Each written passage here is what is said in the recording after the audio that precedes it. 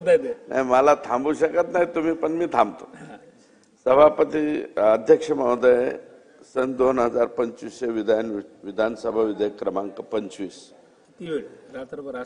माननीय मुख्यमंत्री महोदय आणि माननीय राज्यमंत्री महोदय यांचं मी मनापासून या ठिकाणी अभिनंदन करणार आहे.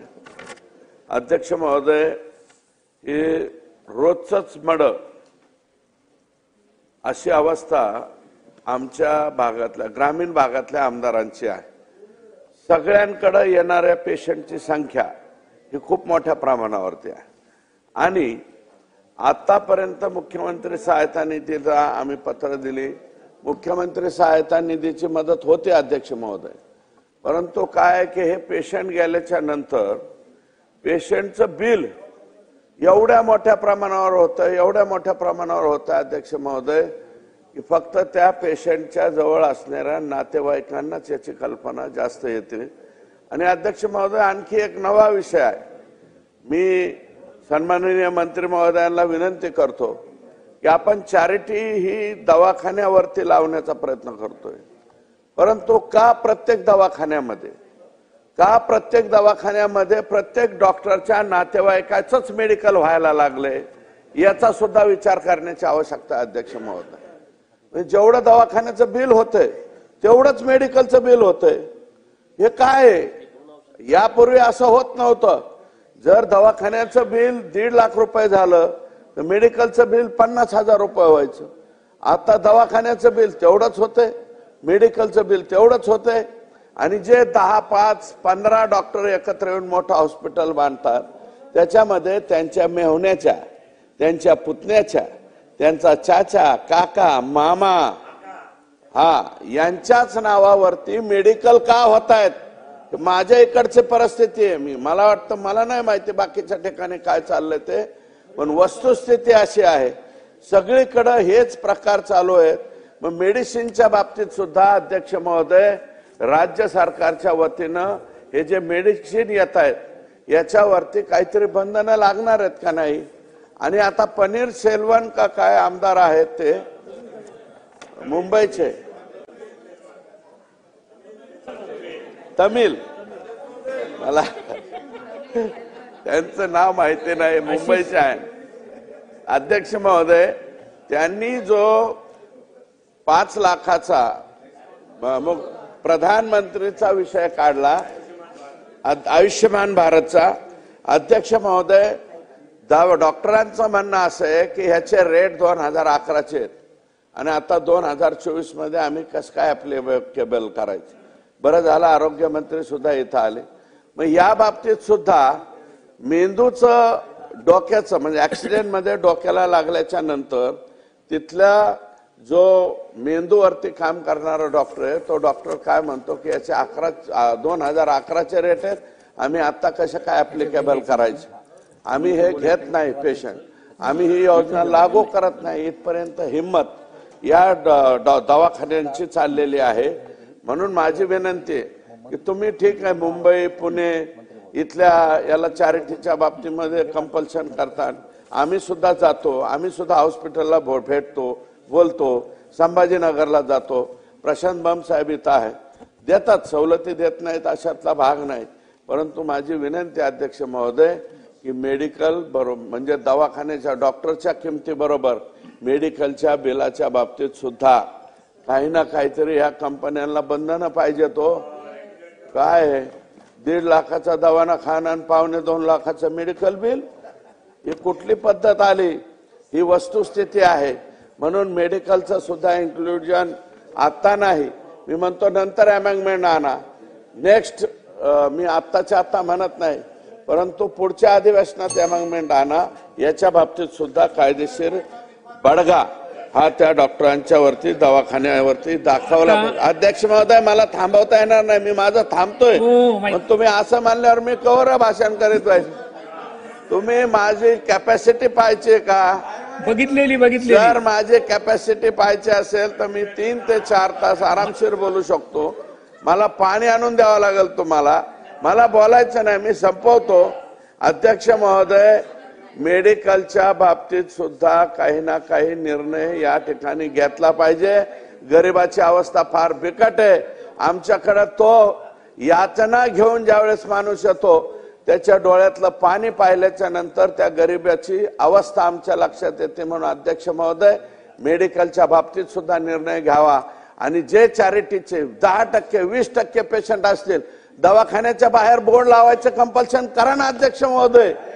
का नाही आहे, फक्त कंपल्शन आहे पण लावत नाहीत, कुणीच बोर्ड लावत नाहीत। बोर्ड लावण्याचे कंपल्शन करावं ही विनंती आहे। थांबतो।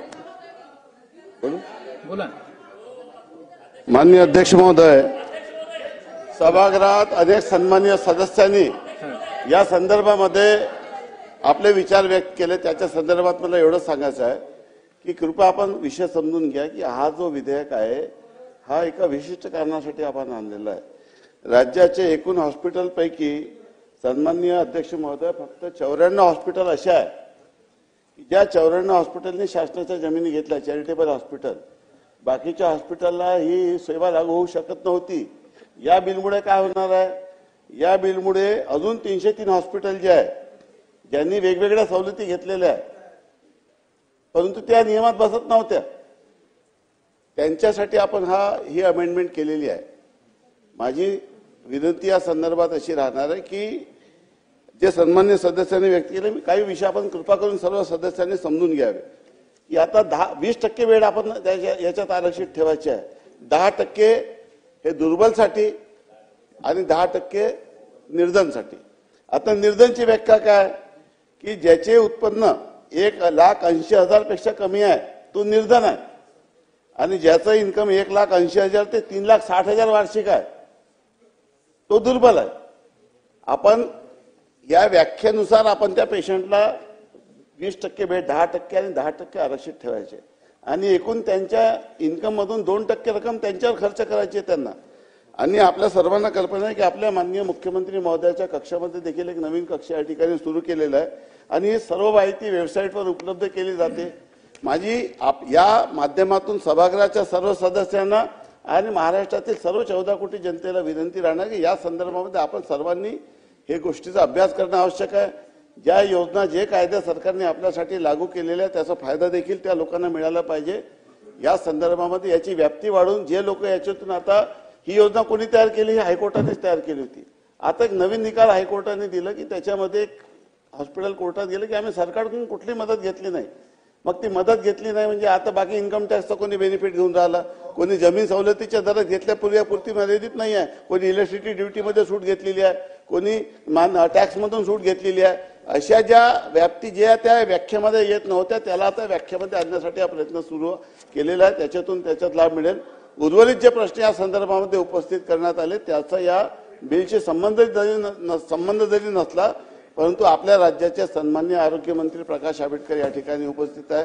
त्यांनी या संदर्भामध्ये, या रुग्णालयाच्या संदर्भामध्ये हे बिल आणण्याच्या पूर्वीच आपली बैठक घेतली आणि बैठक घेऊन त्यांनी याचा सर्व आढावा घेतला आणि ही जी अडचण होती जी लक्षात आल्यानंतर ही आपण अमेंडमेंट या ठिकाणी आणून जे हॉस्पिटल आता फक्त 94 हॉस्पिटलला ही योजना लागू होती त्याला तर 303 ला लागू केलेला आहे। अजून उर्वरितला कसं लागू करता येईल त्यासाठी देखील आपला प्रयत्न राहणार आहे। हॉस्पिटल उघडताना आपण चॅरिटेबल हॉस्पिटल म्हणून उघडायचे, मात्र नंतर हॉस्पिटल उघडल्यानंतर त्याच्यातून कुठल्याही सामान्य जनतेला कुठली सूट नाही द्यायची। ही जी व्यवस्था होती याला बदलण्याचा आपण प्रयत्न या माध्यमातून करतो। हा पहिला विषय। दुसरा विषय की जे हॉस्पिटल आहे जिथे मेडिकल स्टोर्स लावल्या जातात, काय काय प्रकार चालले जातात हे मला आपल्याला सांगण्याची आवश्यकता नाही, त्याचा अनुभव आपण सर्व लोकांनी घेतलेला आहे। त्याच्या संदर्भामध्ये राज्याचे आरोग्यमंत्री योग्य त्या उपाययोजनांनी खबरदारी घेत आहे आणि ते या संदर्भामध्ये भाष्य करतील। परंतु माझी विनंती या संदर्भात एवढी राहणार आहे की असा जो आपला जो बिल आहे आपण मंजूर करावा जेणेकरून आपल्याला गोरगरीब दीनदुबळ्या लोकांना या संदर्भामध्ये मदत करता येईल, एवढीच माझी सभागृहाची विनंती आहे। कृपया आपण हा बिल मंजूर करा। आता विधेयक खंडशः विचारात घेण्यात येईल। खंड 2 व खंड 3, खंड 1 संपूर्ण शिक्षक आणि हेतुवाक्य हे विधेयकाचे भाग समजण्यात यावेत। अनुकूल असतील त्यांनी होय म्हणावे, प्रतिकूल असतील त्यांनी नाही म्हणावे। होयचे बहुमत आहेत। खंड 2 व खंड 3, खंड 1 संपूर्ण शिक्षक आणि हेतुवाक्य विधेयकाचे भाग झाले. प्रभारी मंत्री नाही, ते सन 2025 विधानसभा विधेयक क्रमांक 25 महाराष्ट्र सार्वजनिक विश्वास व्यवस्था सुधारणा विधेयक 2025 संमत करावे असा मी आपल्या अनुमतीने प्रस्ताव मांडतो. प्रस्ताव असा आहे की सन 2025 चे विधानसभा विधेयक क्रमांक 25 महाराष्ट्र सार्वजनिक विश्वस्त व्यवस्था सुधारणा विधेयक 2025 संमत करावे. प्रश्न असा आहे की सन 2025 चे विधानसभा विधेयक क्रमांक 25 महाराष्ट्र सार्वजनिक विश्वस्त व्यवस्था सुधारणा विधेयक 2025 संमत करावे. अनुकूल असतील त्यांनी होय म्हणावे, प्रतिकूल असतील त्यांनी नाही म्हणावे. होयचे बहुमत विधेयक संमत झाले. अजून राहिले.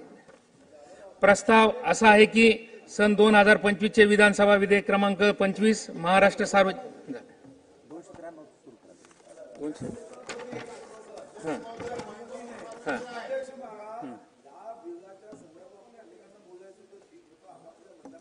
रुग्णांची सेवा या अगोदर या विश्वस्त ज्या हॉस्पिटल्स आहे, धर्मादाय रुग्णालय, त्याची यादी करून देण्यात आली.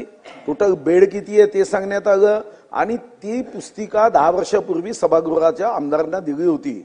माननीय मंत्री महोदय, पुन्हा एकदा, कारण तुम्ही आता परव्ह्यू वाढवत आहात, त्या बेड तर अगोदरपासूनच आहे, फक्त परव्ह्यू वाढवत आहात, तर तुम्ही पुन्हा एकदा वाढलेल्या परव्ह्यू मधल्या सर्व हॉस्पिटल्सची यादी सर्व सन्माननीय सदस्यांना देणार आहात का, आणि ती द्यावी ही विनंती आहे.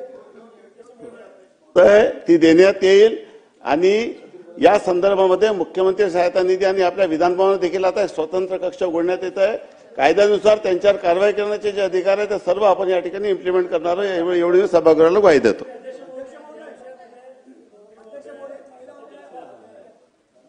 आशिषजी जयस्वाल.